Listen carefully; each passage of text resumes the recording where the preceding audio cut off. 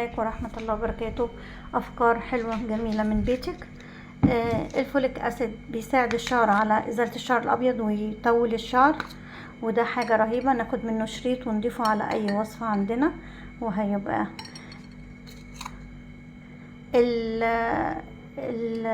برشام الفحم من الأرزخانة بيزيل الشعر الأبيض. لو خدنا منه 3-4 كده هوت أو شريط وضفناه على أي زيت عندك، وزيت مخمر كده هوت ولا أي زيوت، أو زيت القرع أو مجموعة زيوت مع الموز، بيبقى رهيب للشعر وبيزيل الشعر الأبيض. أفكار من بيتك.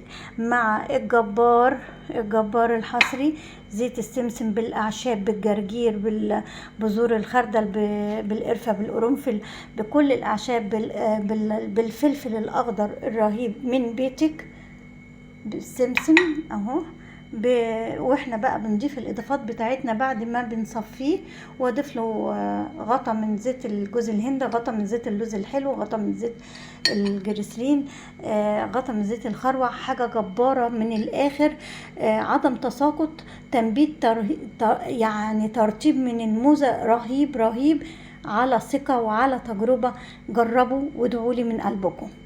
تعالي كمان بناخد بذور الجرجير ونزرع بيها هنا الزرعة بتاعتنا الحلوة، ونستنى نشوف احلى جرجير من بيتك بدون اي اضافات.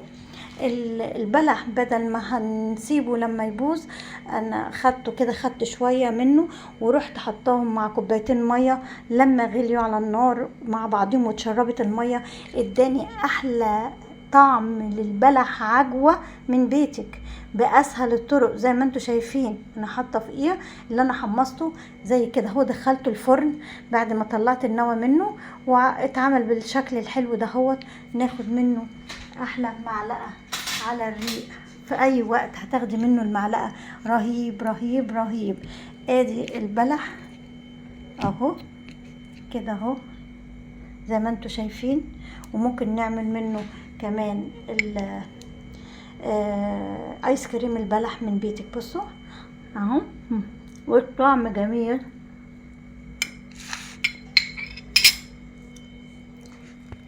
بعد كده احنا بنعمل احلى منتج من بيتنا. من ايه؟ كوبايه صابون سايل، معلقه الكربونات، ومعلقه ملح الليمون، معلقه الدينيكار، كوبايه خل، كوبايه كلور او كلوريكس، كيس فنش. كل المنتج الجميل دوت بيتحط كده يطهر المطبخ ويغسل الاستانلس وينظف بوتاجازنا الجميل زي ما انتوا شايفين. يا ما شاء الله.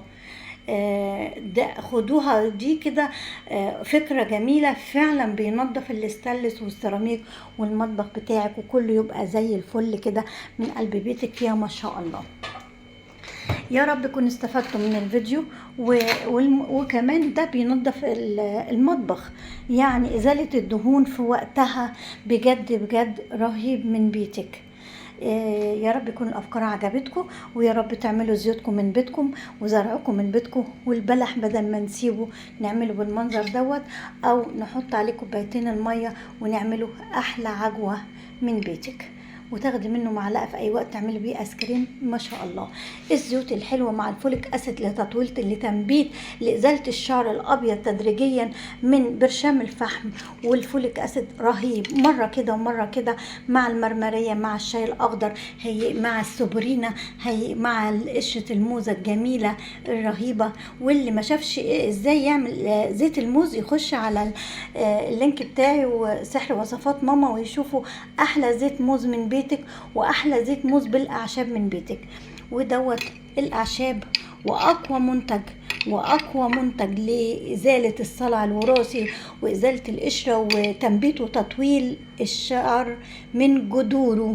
جربوا وقولوا ايه رايكم، واتمنى ان انتوا تقولوا لي ايه رايكم من بيتكم. والسلام عليكم ورحمه الله وبركاته. زيوتنا وحاجتنا وبلحنا وتنظيفنا وادي مطبخنا زي ما انتوا شايفين. احلى منتج واحلى حاجات واحلى افكار. والسلام عليكم ورحمه الله وبركاته. لايك وشير يوصل لكم مني كل جديد مع سحر وصفات ماما.